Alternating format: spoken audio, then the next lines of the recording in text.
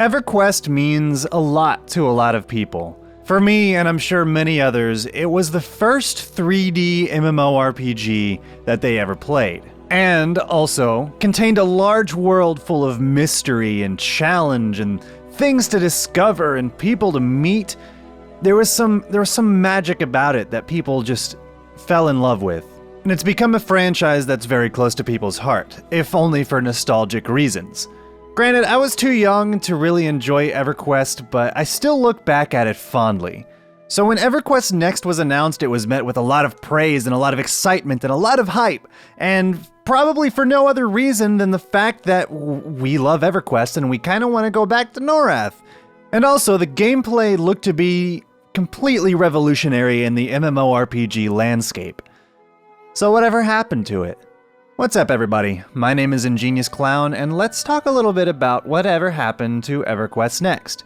However, we can't really talk about EverQuest Next without discussing its inextricably linked partner, EverQuest Landmark. Or EverQuest Next Landmark, I'm not sure which way they went with it. Anyway, Landmark is going to be what you're seeing in the background right now. And what Landmark is supposed to be is a creative analog to the actual game of EverQuest Next. So the idea behind Landmark was so the creative people of the world who like to play Minecraft and build these exquisite structures can come into this game, gather materials, and go on their build site and start building some neat stuff.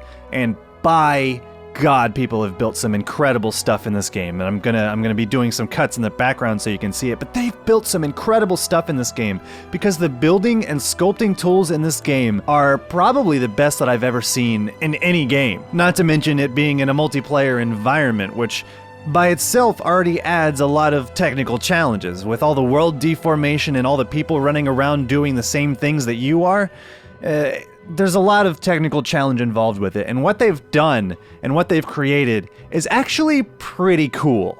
I haven't personally spent a whole lot of time in EverQuest Next Landmark, but the time that I did spend in it, it was pretty fun. It had the bare minimum of gameplay where you would run around, you would collect the materials you need to build what you want, and then maybe craft some items to help you dig better, just to slightly gamify it a little bit. And then you go back to your build site and you build an exquisite house, or maybe some crazy spaceship, or maybe some magical elf monument. I don't know. You create what you want. I've never been one to spend a lot of time sculpting things in games. I mean, I'm not much of the artistic type myself, but I enjoyed going around and seeing what other people were capable of. And even though I don't spend a ton of time building myself, I still like to stretch that muscle every once in a while, so it was fun. So I mentioned that EverQuest Next Landmark was meant to be inextricably linked to EverQuest Next itself, and what I mean by that is that the creative types that are playing EverQuest Next Landmark, I should just stop calling it that, I should just start calling it Landmark. The creative types who are playing Landmark and continuing to play Landmark will be able to create structures like blacksmiths and castles and dark elf homes and wood elf homes, and all sorts of crazy stuff that you might find in a normal game. And that was the initial intention.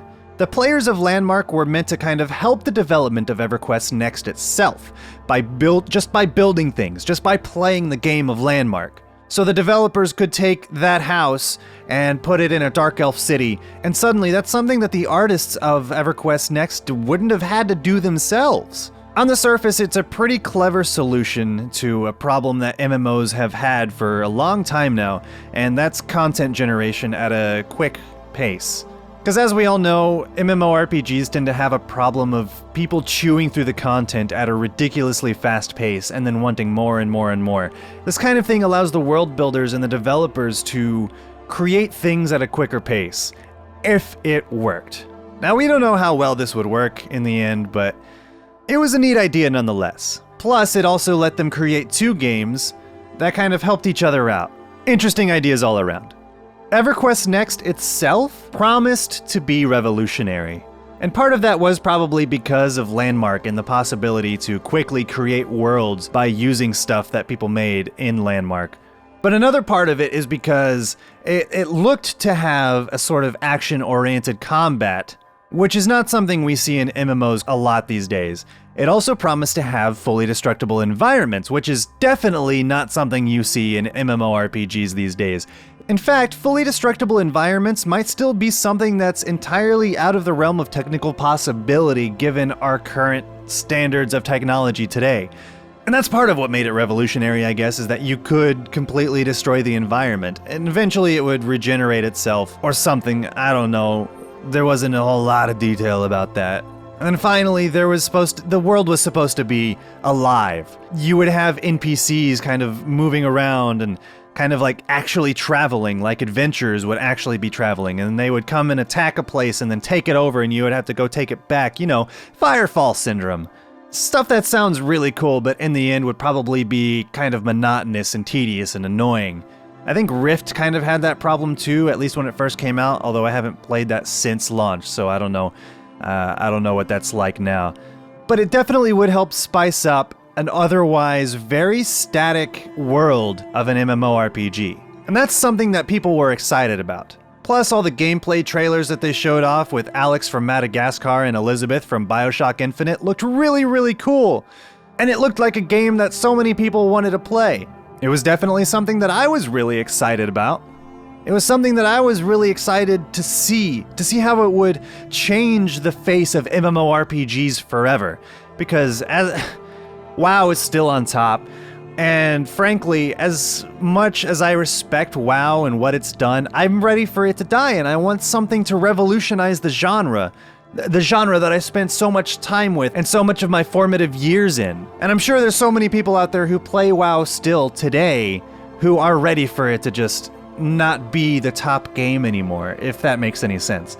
But anyway, what happened to Everquest Next? There's a lot of sources that you can find about the cancellation of Everquest Next. At the beginning of February 2015, Sony Online Entertainment was sold to a company called Columbus Nova, and then renamed to Daybreak Game Company, which they still are today.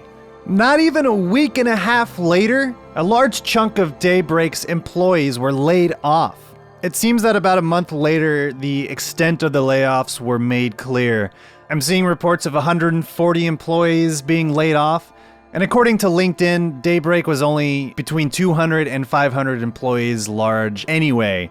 And if we take the best case of that and say that maybe they had 640 employees and are now at the top end of that, that's still a very significant chunk of the company. That's going to bring morale down. We don't know what people from what teams or what levels of development and management were let go. But that's never something that's going to help a company that's trying to create something. It's going to hinder it. If anything, it could help the budget, but with morale low, with development resources lost, and perhaps good ideas being shoved out the door, never to return, doesn't paint a very good picture. Now, if you allow me to put my speculation hat on for a second, I believe that this is the beginning of the downfall of what Everquest Next could have been. Now, everybody that managed to dodge the bullet of layoffs at a company will try to go about business as usual, right? Morale might be down, but it'll recover, and you want to get the game done. You want to keep working at it. So they continued to update Landmark, but eventually, in a move that surprised very few, in March 2016, it was announced that Everquest Next was cancelled. The announcement came in the form of a letter from the president of Daybreak Studios at the time, Russ Shanks, and it reads like this. To our Daybreak community, I'm writing today to let you know that, after much review and consideration, Daybreak is discontinuing development of Everquest Next. For the past 20 years, Everquest has been a labor of love. What started as a deep passion of ours as game creators grew into a much larger passion shared by you, millions of players, and Daybreakers alike. Watching Everquest's ability to entertain and bring people together has inspired and humbled us. It's shaped our culture and has emboldened us to take aggressive risks with our game ideas and products. When we decided to create the next chapter in the Everquest journey, we didn't aim low. We set out to make something revolutionary. For those familiar with the internals of game development, you know that cancellations are a reality we must face from time to time. Inherent to the creative process are dreaming big, pushing hard, and being brutally honest with where you land. In the case of Everquest Next, We accomplished incredible feats that astonished industry insiders. Unfortunately, as we put together the pieces, we found that it wasn't fun. We know you have high standards when it comes to Norrath, and we do too. In final review, we had to face the fact that Everquest Next would not meet expectations that we and all of you have for the worlds of Norrath. The future of the Everquest franchise as a whole is important to us here at Daybreak. Everquest in all its forms is near and dear to our hearts. Everquest and Everquest 2 are going strong. Rest assured that our passion to grow the world of Everquest remains undiminished. Yours truly, Russell Shanks. Truly a heartfelt letter. I mean, I can't imagine it was easy to write that. They spent 3 years of their lives on something that was probably a little bit too ambitious for their britches. But with everything that happened merely a year before this letter, kinda makes me think that the whole acquisition thing was the eventual cause of this. They say that the game just wasn't fun and they had to cancel it because it wasn't fun. I personally don't really buy that. I think that maybe, perhaps, it was canceled because they just didn't have the resources to work on it. It was taking too long, and publishers and figureheads just decided that it was time to pull the plug. This news made me sad. I remember it making me sad, but I also remember not really being surprised by it. It was something that, again, I expected after that big round of layoffs that happened just a year before. You have something as ambitious as Everquest Next, and you cut so much of its resources out from underneath it. Like, what do you think is going to happen? Again, this is all purely speculation on my part, so take it with a grain of salt. Speaking of speculation, there are people, however, who believe that Everquest Next was never actually something that existed. It was always just kind of a hype piece to bring Landmark to the forefront of people's minds. And one thing that made people believe that was the fact that the Everquest Next tag on Landmark was actually ripped from the title in a rebranding that actually caused more controversy than you would expect. People believe that the idea was to create Landmark and then show off Landmark and put Landmark in the hands of the players, but to sell it by pimping out Everquest's name. And it actually worked.